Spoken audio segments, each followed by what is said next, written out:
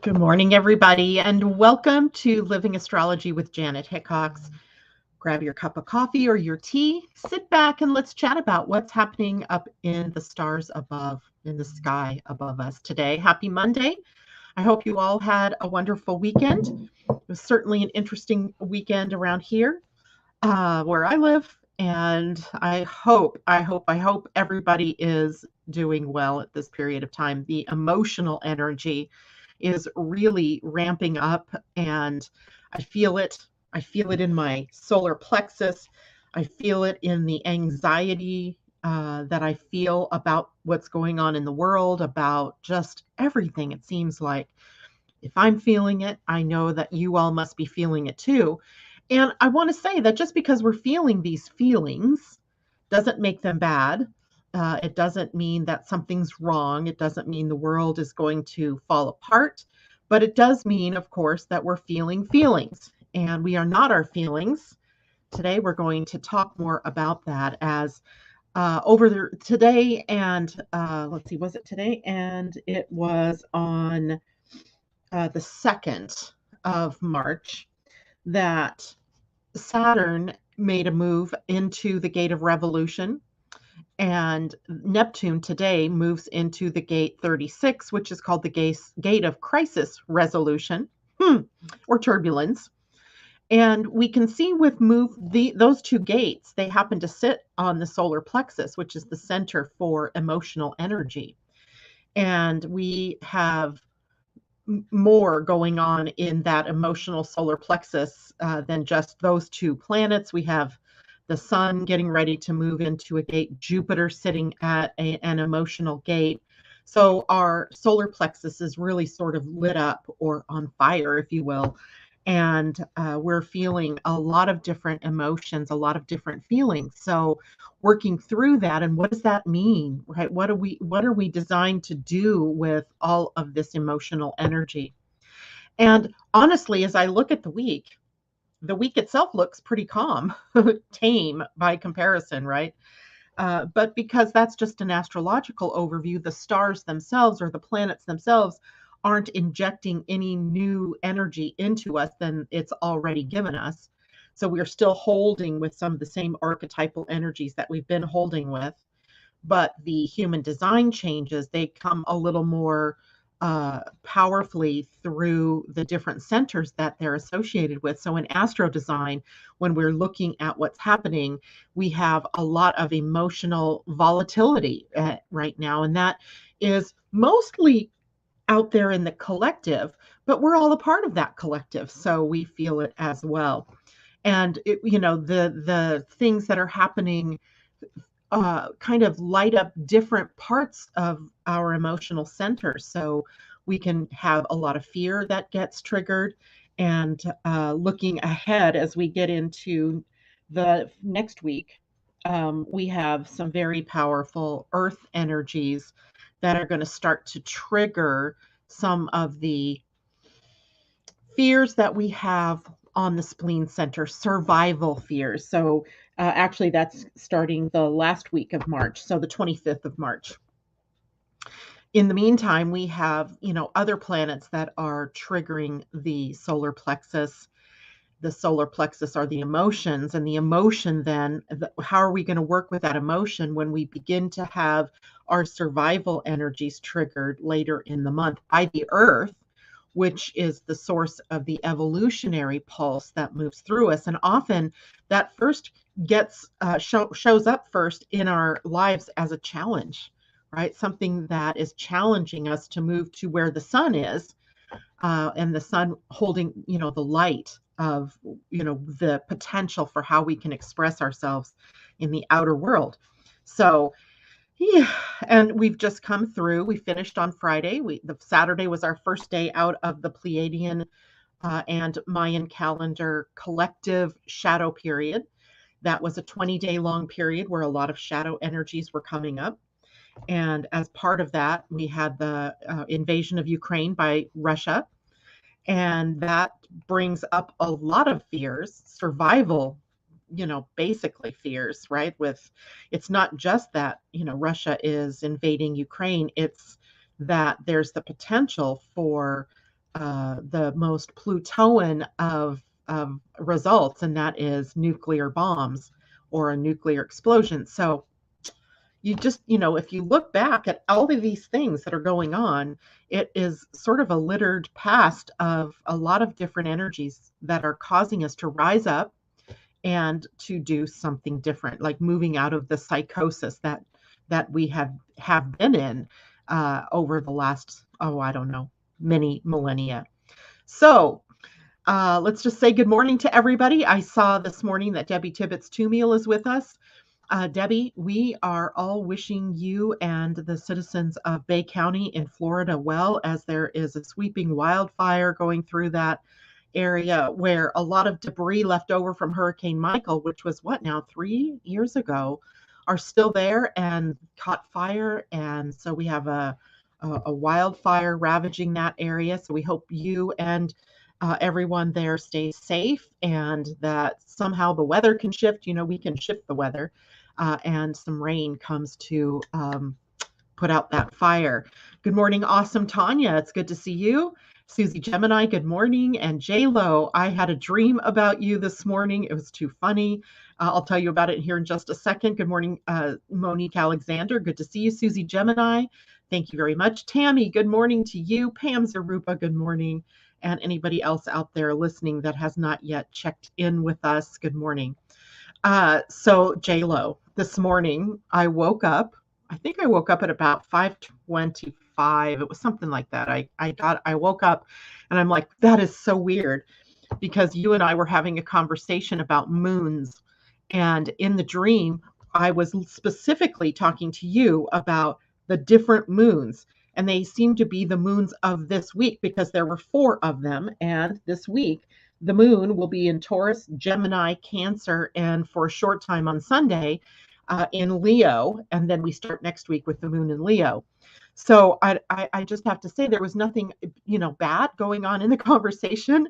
It was almost like there were some aha moments that maybe the moon might be bringing you this week. So it's not often that people, when people out of the blue show up in my dreams, I need to tell you about what I'm dreaming. So maybe taking a look at your own chart and seeing what is the moon bringing up for you this week as it transits through those signs and through then those houses of your chart that are populated by Taurus, Gemini, Cancer, and a little bit of Leo. So at least through Sunday. So anyway, nothing, like I said, nothing bad, just kind of weird, and something I just wanted to make sure I brought up. Good morning, Ainsley. Hey, Astro family, it's Tom Wright as Ainsley coming to you from Osoyoos en route to the mouth of the beast, Ottawa. Tom, I don't know how many of you know this, but Tom has found the love of his life, or rekindled a romance and with the love of his life, and is in the process of moving from Vancouver area, actually on Vancouver Island, back to Ottawa with said love of his life, whose name is Ainsley. So we wish you and Ainsley well. This is certainly a big transformation going on in your life, Tom. And keep it safe, right? And this is a huge transformation going on in Tom's life. And so it's one of those good transformations. I think the feels feel good here. Val Jocelyn, good morning to you. Debbie, you're most welcome. J-Lo, haha. I show my grandkids and niece about the moon. Well, definitely this week is a moon week for you, J-Lo. Good morning, Amanda J. And let's see. Something else. Driving a POS U-Haul. Got to get the lights fixed this morning. Oh, of course. That's so crazy, right? You're going on what is going to be, a 3,000-mile trek, and they give you a truck where the lights don't work. Oh, my goodness. Craziness. Val Jocelyn says, Taurus Sun, Cancer Moon, Venus in Gemini, and Leo rising. It's your week too, Val, because you've got some powerful stuff going on. But the moon acts like a timing piece. But also, bringing us sort of the inner to the outer world, where the sun is, the full force of the personality or our ego structure and how our physical being shows up in the world. The moon is our inner being. It is our emotional health. It is our timing of things that go on in our life. Something just flashed at me over there. I don't know what that is. I have no idea. Natasha, if you're out there this morning, what's going on behind me? So we have the moon as an indicator sometimes of when things are going to change or when things are going to be coming up for us. So that's a possibility for you, Val, that lots of different things, lots of potential triggers for you coming up this week. And as we go through, I mean, we have this every week, right? There are going to be lots of different triggers all of the time. And when we have an outer world that's, one big trigger right now, it makes it even harder for us to deal with sometimes our personal things. Like for over the weekend, my daughter's father-in-law fell. He's 93, I believe it is, or 94. He falls, breaks a hip, and it has to be taken to the hospital. He broke the ball off the hip joint. And so they were going to have to do a partial hip replacement at 93, 94 years old. Yikes, right? And then she gets a call at 1 a.m, telling her that he'd had a stroke after the fall, after the surgery, and now a stroke. He's doing well, even though he's had the stroke. And the plan is to get him up and out of bed this morning. But the barrage of emotions that come up as each one of these things, is presented, creates that feeling inside of anxiety, and to the point where if your phone rings, in this case, Heather, bless her heart, every time the phone rings, now is it going to be, the worst news, right? And then what makes this even harder for everybody is COVID, because the hospitals are still not, or at least here in Washington, they're not allowing but one person a day to see anybody in the hospital. So, you get a whole family that wants to know what's going on, and then you don't have access to, in this case, your father or your father-in-law or your grandpa, two of my grandkids, right? It's their grandfather. And it just makes, it amps up the pressure. You go to someplace like where Debbie lives, and you've had already this destruction wrought by a hurricane 2 or 3 years ago. And now you see that there's this more potential for things to happen.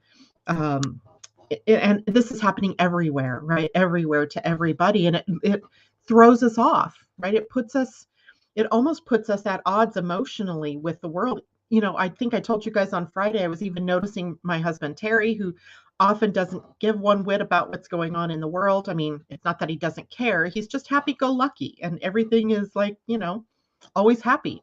And even he dreaming last night that America was invaded by Russia, and that we, millions of us had to come together and march on the forces of Russia. And he's like, I don't even know why I would dream that. And I'm like, because there's this fear, that our own annihilation is at hand. And that just, again, ramps up the fear. So I'm not bringing this up to add more fear or more fuel to the fire, but mostly because I believe that there's a path forward for all of us. And it lies with Neptune. And if you remember, I think this would have been way back in just maybe when I was doing the astrology for 2021. We talked about the times that we live in and how it was roughly akin to the Dark Ages. So we take ourselves back a couple of thousand years to the Dark Ages, and there was a lot of this. There had been the plague, and there had been a lot of invasions by marauding tribes from the sea, actually, at that point in time. So people coming from, lands far away and attacking Europe and settlements in Europe. And then, of course, pestilence, right? The crops failed. And during that period of time, you've got the plague, or you've got some kind of plague going on. I can't remember if it was bubonic plague. I think it was bubonic plague, Black Death, and creating, a lot of chaos. And of course, at that time period, nobody knew, what was going on. We didn't know anything about germs or how to protect ourselves from germs or bacteria. And then on top of that, you add a climate that was going crazy. at the time. So such similarities, right? From way back then to way back here, or way up here into this time period. So all of those time things that the correlations between different time periods show us that we survived, right? We survived. We got through this. The difference between then and now is that we're a whole lot wiser as a species. We have evolved, even though sometimes it looks like we've devolved. We've evolved to be able to consciously co-create our reality. And we are always in the process of co-creation when, for example, we are focused on the anxiety, or when we're focused on the things that are happening and we, are triggered by them. So I'm not saying that we shouldn't know what's happening, because we need to know what's happening. But we also need to monitor and maintain our own emotional self rather than reacting to bad news or to worldly events or to things that are happening in our experiences that we're having in our own lives. We have to learn to be responsible, responding to life rather than reacting to life. So, Natasha, thank you. What does she say? I see around you is you have a lot of activity because you've been doing a lot of inner work. Angels, your star family. I'll message you as YouTube won't give me enough space to write. Thank you. What she's referring to is, as I was talking this morning, a flash of light came at me from over here, so off to my left. And I'm looking over there going, well, what would be there that flashed, right? There's nothing over here. My phone is off. So I don't know what it was. So thank you, Natasha, for looking into that. Good morning, Asa. It's good to see you. Susie Gemini says, I have Neptune as a singleton in Sag, fourth house, whole sign, third Placidus, sending love and light to everybody. Got it. So let me make the thing that I was the point that I wanted to make, and then I will go back and talk about this in human design terms, is that the only difference planet-wise between what was going on in the Dark Ages versus what is going on here is the planet Neptune. First of all, Neptune wasn't discovered until 1700, and the Dark Ages were, well beyond that, back in the 1100s, right? 1100s-ish, 10th century, 12th century. And the planet Neptune now in our consciousness is giving us the ability to reach up to our star families, to our higher selves, to source, right? To a spirituality that at that point in history wasn't available in the same way, right? In their time, it was different. There was a vengeful god, perhaps, or there was still the pagan religions that were, looking at the natural world as the source of the problems. Well, now we know that we're co-creating this reality. Maybe then, it was really, out of their hands. But now we have this potential, and this potential is to become the co-creators of the reality. So what do we do about it? Right? What do we do? So that brings me to two planets this week that are making some big changes, or one that's already made a big change, one that is going to make the change today, later in the day. And that is Saturn having moved into the gate 49, which is on the emotional center in our human design. And then Neptune moving into the gate 36, which is also on the emotional solar plexus of our human design. So for those of you who are listening in podcasts, this is where you might want to shift over to YouTube or to Facebook to see the video, as I'm going to share my screen, but I will talk you through what it is that I am showing. So everybody bear with me for a moment as I shift my screen. So what you are seeing now is our mandala, and this is the mandala of the week, so to speak. There are a whole lot of other things that I could have put on here, but I wanted to show you how the emotional solar plexus, which I didn't highlight, is really affected this week. And not just this week, but going forth, right? Going on into the next several weeks, we have this very powerful connection of planets sitting here.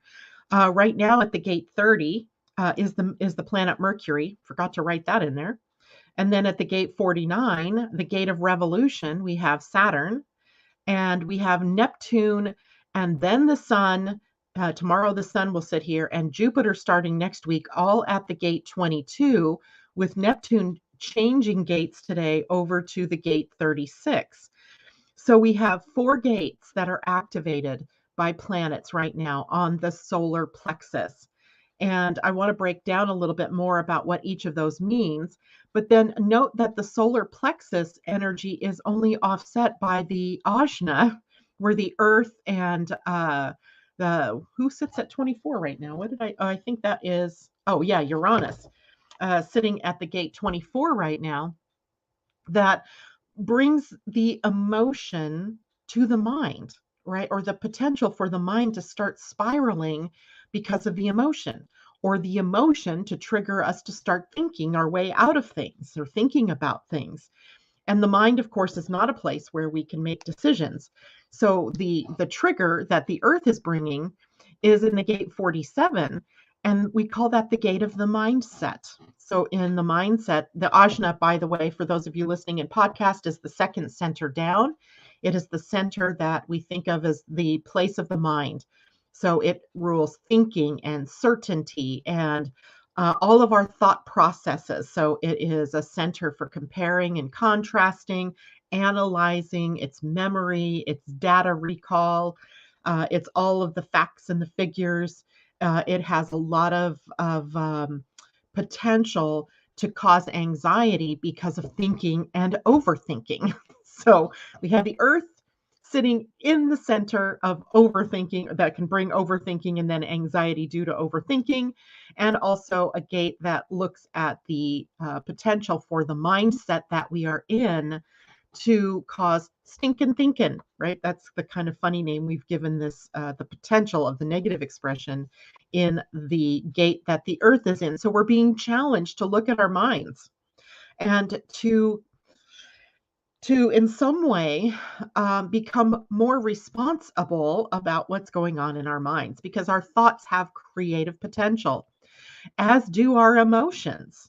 And if the thoughts are triggering emotions, or the emotions are triggering thoughts, then it can take us into the expression of what becomes concrete and real. So, do we want the worst that we can think of to become real? Do we want to really energize that? Or do we want to move our minds and our emotions more to the things that feel good? That is the question, right? That is the opportunity as we move on here. So let's first look at Saturn, because Saturn has played around in the gate 49 a couple of times already, right? Starting last year, he moved into the gate 49, then he retrograded, then he moved forward again back through the 49, and then moved on beyond 49. And now he's back into the 49. I think I just said that backwards, but this is a gate that is called revolution and principles. Sometimes we call it the gate of principles.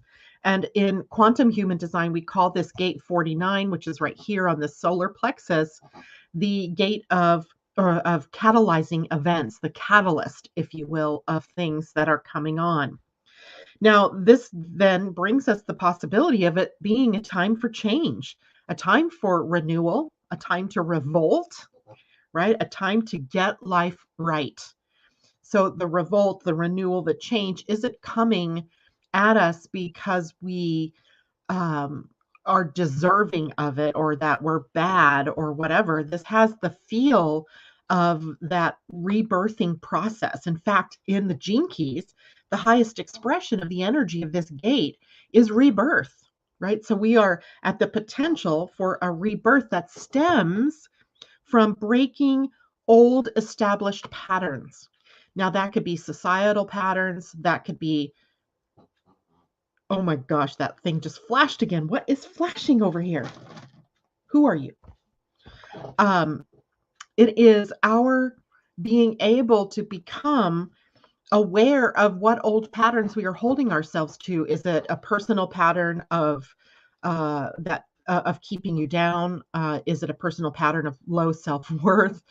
Is it a personal pattern of whatever, grievances, of unforgiveness, of judgment, of all those harsh kinds of things?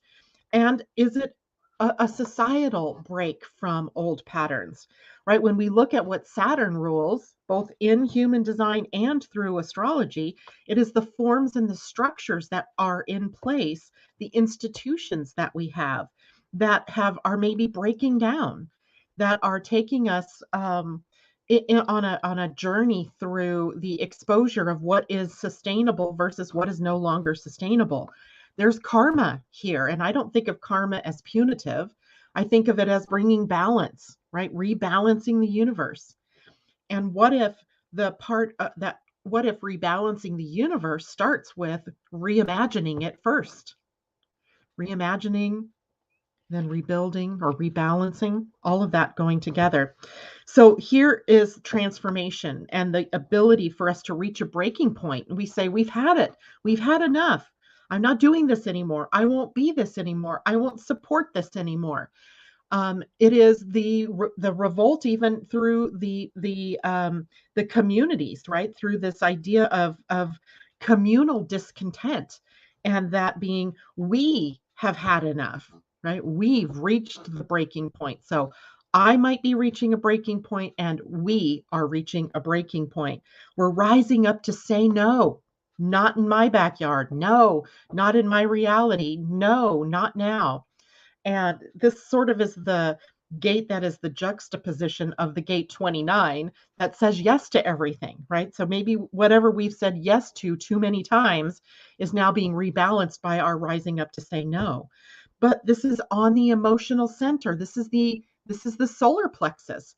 And we have to be very aware of the energy that we're broadcasting out of that center. So we're feeling our way forward here. We are in every moment asking ourselves, or we need to be asking ourselves, how are we showing up here emotionally, right? Am I allowing the emotions to carry me away and to just keep creating a disaster scenario? Or am I going to rise up and say, nope, not now, right? I'm going to visualize, or I'm going to put my emotional energy into peace, let's say, or into prosperity, or into love, whichever energy that you want to focus it at. Now, personally, the reason I come on here every these days and I tell you what's going on is because I want you to also understand that this is a personal revolution that's going on. Not all of you may have a planet sitting at the gate 49 by birth. I do not. But now I suddenly have Saturn sitting here, and for the next several weeks while he's sitting in this position, I have a personal need to look at where in my life I might be feeling depleted, where I have neglected some parts of myself or something, where I may be feeling overwhelmed, or where I might be feeling starved for something.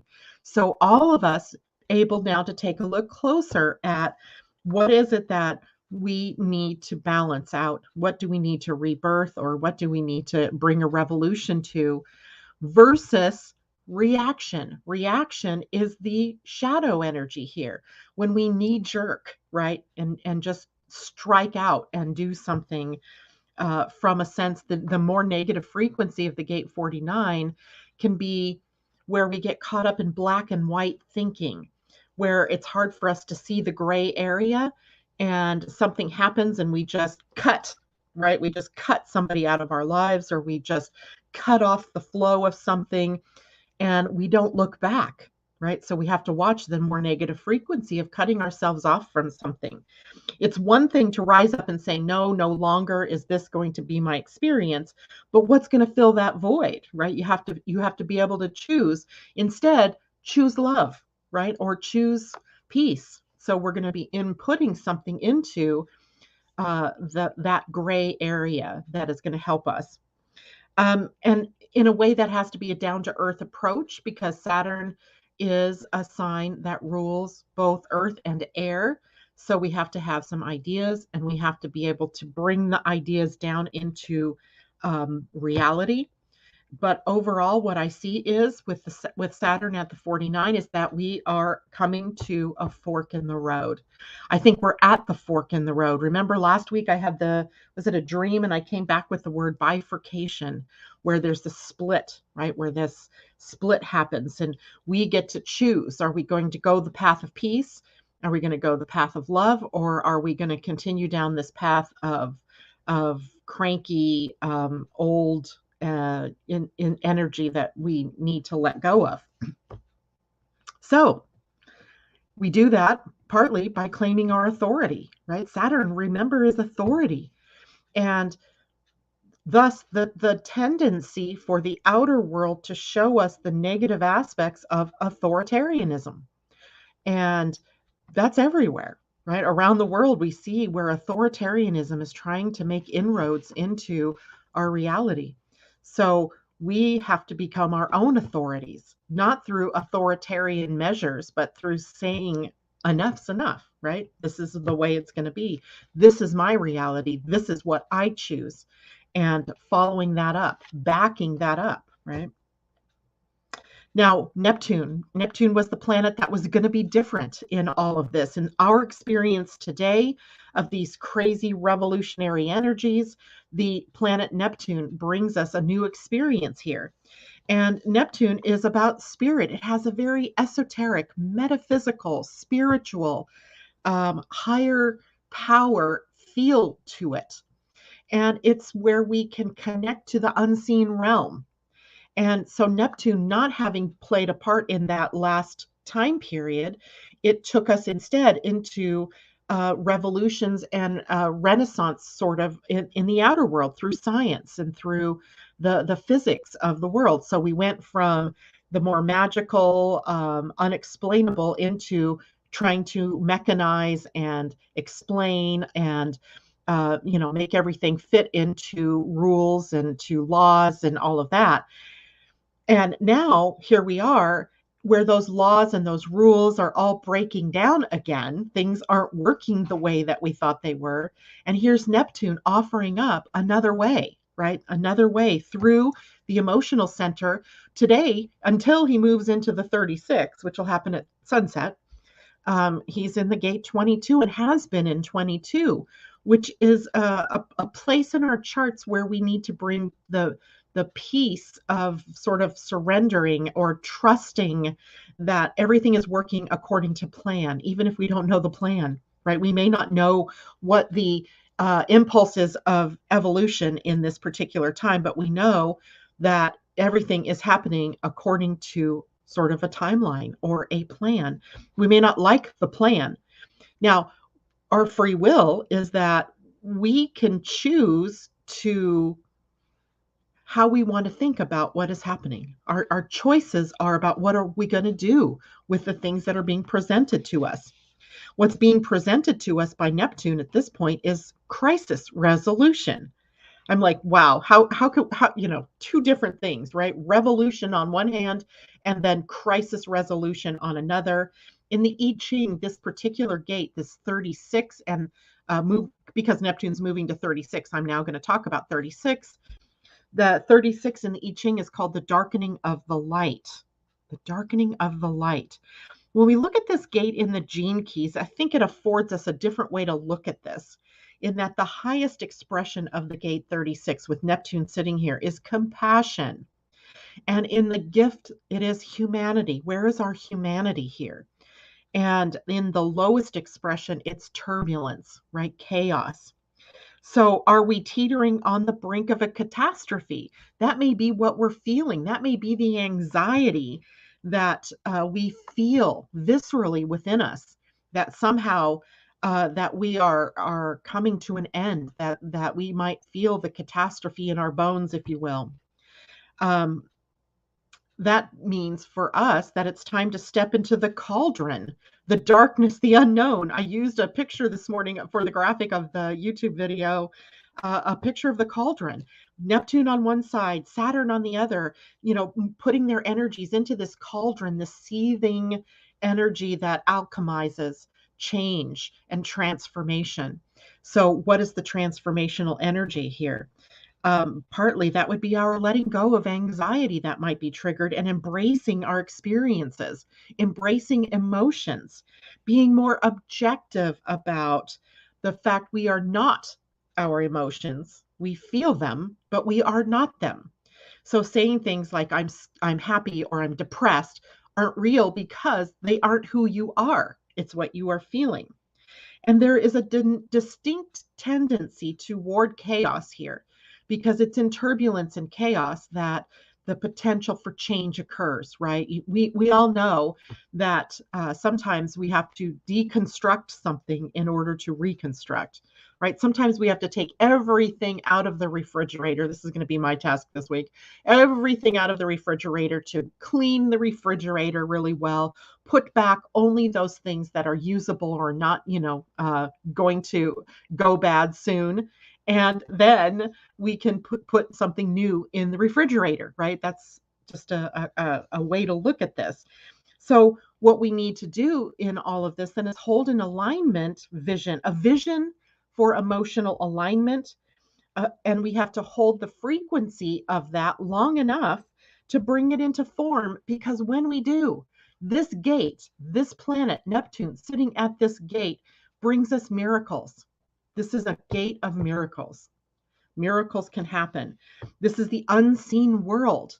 This is the world where, because of what we've chosen in our with our emotions and chosen in our thoughts and chosen with our hearts, we can bring it into creation and we effect a miracle, right? What's the miracle? There's redemption in this energy too, that, we could go into a very long study of what Neptune brings to us, because there's the visionary capability, there's the spiritual capability, there's redemptive energy, there's forgiveness energy, there's the whole unclear vision here, there's disillusionment here, there's glamour here. The glamour, if you think of glamour and how it covers up what's underneath, and what does that mean? There's unconsciousness here. So maybe what this process is between Saturn and Neptune, and then ultimately the Sun and Jupiter putting, a nicer, more tender spin on it over the next couple of weeks, to be able to bring into form that which we really are choosing instead of that which we have defaulted to choosing by being in a mindset that is taking us into the shadow. So, interesting, right? I'm going to take a look at comments here and see what's happening. I guess I would have to go back. So Ainsley or Tom, anybody else glad to be out of that intense shadow period? Heck yes, me too. I'm with you. So questions, comments. Janet, can you do gates with Pluto sometimes? Thank you. Yes. Miracles. Yes. So Susie, as miracles go, Pluto right now is, let me see what gate line he's in. So Pluto today is sitting in the line 2 of gate 60. So 60 sits on the root center, and it is an impulse for innovation, for change, transformation, that comes from seeing that things are crumbling or that they're not working. And then we have to in some way bring in limits. Remember, we talked about the limits, right? The gate 60 and limits, because Mars and Venus and Pluto were all together sitting at that gate, and are now Mars and Venus have just moved out of that gate and are bringing us, let's see, today they're bringing us, actually they don't move out of that gate until Wednesday, and they'll bring us the energy of imagination then, right? The imaginative, the potential for, it's the human design new year gate, the gate 41. But Pluto will still be sitting at the 60 for a very long time. And the gate 60 bringing us the idea that if we want to innovate, if we want to bring change, that we're actually going to have to bring some limits to the foundation so that we can have something solid to build upon, right? Everything that we've built our society on, maybe built our nations on, built our lives around, isn't sustainable. And we see the cracks in all of that right now. So Pluto is the planet of rebirth. He is the planet that takes us on that deep soul journey taking us into the underworld, if you will, dragging us sometimes, kicking and screaming through the underworld, where each one of us have the opportunity to look inward at ourselves to see where it is that we're still holding a part of the shadow. That's what the shadow period, these last 20 days from Friday, was all about. Looking at what part of the shadow are you holding on to? Where are you in resonance with the collective shadow? And so there was a lot of stuff coming up for a lot of people, old stuff, right? That would be so that we can start to build from a new foundation. We have to set the limits. Like, we have to be able to limit ourselves. We can't just keep growing and growing exponentially outward, because to do so is not sustainable. At some point, something breaks, right? So, and we do definitely want to have innovation, right? We need it. We need to bring the new, the untried, the outside of the box for solutions to the things that are going on here in the world. But we have to do that in a solid way. Thus, Saturn, right? Saturn here with the gate of revolution. That revolution has to have a point at time where we say no more, right? No more. And now we start to make the change. And then Neptune offering up the vision of, well, what could be.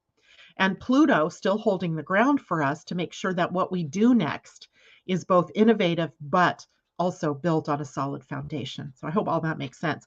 And by the way, this is going on in your own personal lives in some way too. Like, it's going on for me. And for me, this just happens to be focused in the work that I'm doing. But it's also possible that this is happening in many different areas of your lives. You know, there are 12 houses which represent the areas of your lives. I talked to a couple of people over the weekend who were experiencing issues, and the problem is in the old subconscious or unconscious patterns that have been running the show. And as soon as they get that light bulb moment, it's empowering, right? That's the thing that we're looking for, is the empowerment that is going to be able to move us ahead, right? That's going to be able to help us see that we are the creators and that it is us that can make the changes, not some entity out there that can make the change for us. You know, we're the ones that are going to make these changes. So we're the ones that have to do what we need to do in order to affect that change. So good stuff, right? Don't forget too, this week, right now, today, we're actually sitting at the day 13 in the Pleiadian-Earth calendar. That is the gate of ascension, or I mean it is the day of ascension. It's Ascension Day. So it's the end of the 13-day week, the end of the 13-day period of the evolution of consciousness. And it's ending at the day sign listening. So we're listening, and not necessarily with 13, we're listening inward, right? We're listening to the voice coming from within, and, or, you know, within the unseen, right? The 13 takes us into the very feminine womb energy, right? Going within and looking at what's crystallizing from within us that will wait to be birthed outside of us, right? So there's that. In the Mayan calendar, this was Akbal. And I remember from Friday when we were looking at the Mayan birth dates, somebody was born on 13 Akbal, and now I cannot remember who it was, but somebody out there who's listening might remember if it was you. And that means today you're having a spiritual birthday, right? Today's your spiritual birthday. We all have a spiritual birthday when the day and the universal day come together, and that happens every 260 days for each of us. So it's a birth of your next level of consciousness, not a physical birth date so much, but a spiritual birth date. So somebody had 13 Akbal, and I don't know who that was now, and I don't know that I can go back and find it, but if I can, I will find it. And so if we're at 13 today, then that means we also know that tomorrow we are starting a new round of consciousness building, of growth in our consciousness. And tomorrow becomes one planting energy. Planting in the Mayan calendar was Kan, Kan. It represented a seed. Like they postulate that maybe it was the seed of corn, right? Corn was the staple in their food staple. And so whether they had corn or not meant whether they were going to be able to survive as a culture, as a species. So corn and the planting of the corn, a very possible reference to what are we planting now for our next 13-day period of time. It has a sort of energetic youthfulness to it. It's newish, right? And in that newishness, what's possible becomes what we're focusing on, right? What are we focusing on becomes what's possible. So we see that we'll have 13 days with that as sort of the umbrella energy over all 13 days as we move on through the Pleiadian-Earth or Mayan calendar. So there we have that.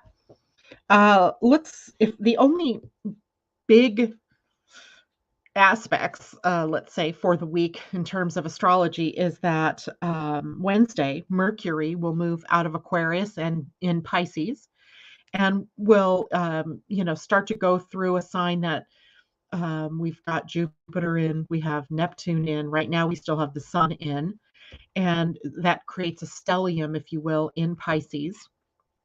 And that Piscean energy can really pick up on and validate that Neptune energy at gate 36, where compassion and humanity take us out of turbulence, right? That pull us upward, that elevate our consciousness. So that will happen on Wednesday. Literally, there's nothing new today. Tomorrow, we have the new Human Design Week, but we were already talking about what's happening there. The next big thing isn't until Sunday, the 13th, when the Sun conjuncts Neptune. So we have another Neptune sort of connection this week that we should be very aware of. And the Sun conjunct Neptune begins a new 1-year process through which they will move together through their consciousness evolution. So every time, as you know, when the Sun comes to a planet or conjuncts a planet, it begins a new cycle. So the Sun Neptune cycle beginning at the middle end of Pisces, and taking us on a journey then through the different ways in which they'll connect, striking up our egos, right? Our ego is the Sun, right? Our physical being, and through the different relationships that the Sun will hold with Neptune throughout the year, giving us the concept of evolution of consciousness, right? The inner revolution and evolution that we are undergoing. So let's see, the Sun will be with Neptune at 22 degrees, 39 minutes. That, my friends, is bullet burn close to where Jupiter and Neptune will conjunct next month in April. So look to that degree in your chart. Whatever planets are sitting at whatever degrees, right between, let's say, about 22 degrees and 24 degrees, there's where you're primed for some kind of evolution of consciousness to go on. It could also be a physical evolution. It can be emotional. It can be mental. It can be spiritual. So there's a lot of potential for where those degrees are in our charts for some kind of change to be happening. So good, not so good, we don't know, right? It's going to be dependent upon what's going on in your own personal chart, as well as how you greet that in your own life. We all have that degree span somewhere in the chart. We may not all have planets sitting there, and we may have planets in signs other than Pisces that are holding space for the relationship between both the Sun and Jupiter coming to that degree with Neptune. And those relationships can be, say, a sextile or a trine that make it an ease and flow sort of this change. But it is also possible that they're inconjuncts, or that they're semi-sextiles, or that they're squares that can form challenges to us. So it's hard to say how that's going to look, except in your own knowing your own chart. But looking to, let's just call it 22 to 24 degrees, with 23 being the bullseye here. And we also, if we look at the transiting planets, we have Eris also sitting at 23 degrees. She's sitting at 23 of Aries. So she forms a semi-sextile, which can be a challenge, a tense aspect to the Pisces planets. And in Aries, Eris has been throwing out those little bombs at us, right? The apples of discord that cause us to break from the way things have been, that cause us to, wake up and to be shook up even, and to become more inclusive, to become more tolerant, to let go of the places that create discord in our lives. And that's happening, right? The nodes are also very close to the 23-degree mark. In fact, they're at 2451. They're backing into the sign. So they have not yet passed the 23-degree. They're aimed at it. And that's 24 of Scorpio and Taurus. So we have more, evidence that we're needing to take a look through the lenses of spirit, through the lenses of a higher consciousness, at everything that's going on in the world and everything that's going on in our personal lives in order to be able to see more clearly. And let's see, is there anything else? The Black Moon Lilith, she's at 25 Gemini. I think she's moved through this part in the previous couple of weeks that have likely, been a trigger of some shadow energy, because the Black Moon Lilith represents what's hidden from us, kind of like what's right out here in our blind spot. And in Gemini, the blind spot for all of us that we might be dealing with is how we people please, or how we aren't staying true to ourselves because we're giving away ourselves piece by piece to other people, to our minds, to situations in our lives, to our relationships that aren't really being supportive of us. So J-Lo, my whole chart, I have ascendant 24 degrees. Overall, I am in the potter's hand, molding all along, like flowing like water. I see that. Tanya, if you see this in time, will you please pull a dragon card for me? I will. That's a great idea. I might have some time this morning because I think I'm coming to the end here. We can draw a couple of cards. And thank you, Tom and Ainsley, for reminding me to remind all of you to please, if you're watching on YouTube, hit the thumbs up button and share the videos, right? The videos are, easily shared on YouTube by just hitting the share button. And on Facebook, you can hit share just to share with your network, your Facebook buddies, but also hit the like for the video on Facebook. All right, so let's do some cards, shall we? I'm going to pull the dragons up for you, Tanya. And let's see what the dragons say here for you. And then I'll pull some for J-Lo. Chiron is also at 24 degrees.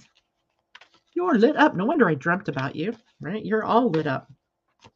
All right, so you, Tanya, awesome Tanya. Silver Dragon illuminates your potential with higher light. Access untapped resources. Look into your soul. See higher possibilities. So here's the Silver Dragon. It's a beautiful one. Very etheric looking. So let's see what the wisdom from the Silver Dragon is for you. And silver is a 7th dimensional dragon. I love that. Bathes you in divine feminine light. Sorry, that's silver lunar. I don't want that one. I need the plain silver. 56. That is a 5th dimensional dragon. All right, illuminate your potential with higher light. 5th dimensional shimmering silver dragons radiate divine feminine light and gentle qualities. They exude harmlessness, love, peace, tranquility, balance, gentleness, and calmness. If we are ready, they surround our aura in a soft, pure silver light that enables us to retain these divine feminine qualities. They also reflect our true self and our highest potential back to us by coming to us and looking deep into our eyes. This enables us to see the essence of our soul and discover aspects of ourselves we did not know existed. We are reminded of our divine magnificence and may catch a glimpse of the mighty soul or even monad, I am presence to which we belong. Here's your guidance. Your fifth dimensional soul blueprint contains the keys and codes of your gifts, talents, wisdom, and powers. Much of this is locked away and unused. Receiving this card suggests that it is time for some of this potential to be ignited and brought forward into your life. You are ready to reveal yourself and be who you truly can be. Sit quietly and see or sense the shimmering silver dragon who has come to you. Allow it to reflect back to you the hidden aspects of your soul and your higher possibilities. This may or may not be a conscious process, but it will inspire you to express your essence and transform your life. Be ready to develop any gifts or qualities that the dragon draws to your attention. You may surprise yourself. That is an awesome card. Yeah, it does, doesn't it? Susie, I should look up Garden Dragons. That deck is the sweetest dragon deck by Stanley Morrison, Field Guide to Garden Dragons. You'll love it. Okay, I'll look that up. Thank you for that. All right, so the silver dragon matches my blouse. My blouse is kind of green, but it does kind of blend in that whole background, right? Love it. All right, let's pull us an animal card for the week, and then time-wise, one more person who's feeling like they need guidance can ask for a card reading today. One more person. The animal for the week is beaver, beaver spirit. And beaver came out upside down. So there's a protection message, but beaver. And beaver is card number 6. Lay a solid foundation, right? Lay a solid foundation. Gotta love that one. And number 6. In the protection message here for all of us for the week, Beaver Spirit has come to warn you to check for rotten wood in the foundations of your dreams. Perhaps you built your hopes on faulty promises or wishful thinking that something would work out, just because you wanted it to. Maybe you made a choice from a place of unworthiness, hoping that once you got what you desired, it would somehow change you and make everything better. And you had to face the truth that it didn't. Or Beaver Spirit may be telling you it is time to accept things as they are and perhaps consider abandoning the project, relationship, or situation so you can make room for something better. Perhaps you need to go back and rebuild a solid foundation because what you desire may not be in alignment with what your soul intends. Beaver Spirit says you can always get busy and build something fresh and new if the desire is true. All manner of miracles can spring up from a new, strong foundation when you remember your partnership with Spirit. Be clear about what you're building and why, choosing from a place of worthiness, well-being, and wholeness. Self-understanding and acceptance will provide you with a solid blueprint to begin again. Get busy now. Beaver Spirit says this is not a time to procrastinate, but a time to start building again, always mindful of the foundation you are laying, trusting that Spirit is co-creating with you. Well, that's an important one for us to know, I believe. So there we go. Debbie Tibbetts Tumiel, I got you, girl. And Beaver, I'm going to pull out, what I just saw in my mind's eye for you, Debbie, is the goddesses. So I'm going to pull out the goddesses. Yes, the goddesses.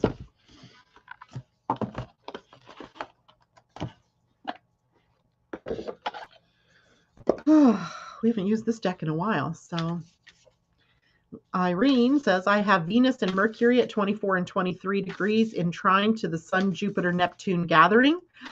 I love the energies at these times. So much unfolding, clearing what is needed, expanding into the unknown, raising consciousness, raising your spirit to the sky, all of that. Ooh, there we go, Missy. It is Parvati, devotion. And she was upside down to start with. She's card 41, but isn't she pretty, Parvati? I think that sounds like she might be an Indian goddess, Parvati. And she was in an alignment message for you. So 41. She's beautiful. 41. Okay. Wait, go back. Okay, so the message for you, Debbie, is the goddess Parvati comes now to offer her help because blind faith in others isn't serving you, and devotion to something undeserving may be showing up in your life. Ask yourself why you are so committed to someone or something you know deep down will fail you. Are you afraid of seeing things as they are? What if you let go and allow a higher force to guide you to the right people, places, and things that are in your highest good? Can you remember when the devotion to ultimate spiritual partnership was reciprocated? Consider what happens when you place your attention only on money, status, ambition, and power. The world becomes narrow and you lose connection to a higher existence in your greater good. The goddess Parvati offers this alignment task. Get your spiritual life in order. Make prayer and meditation part of your daily routine.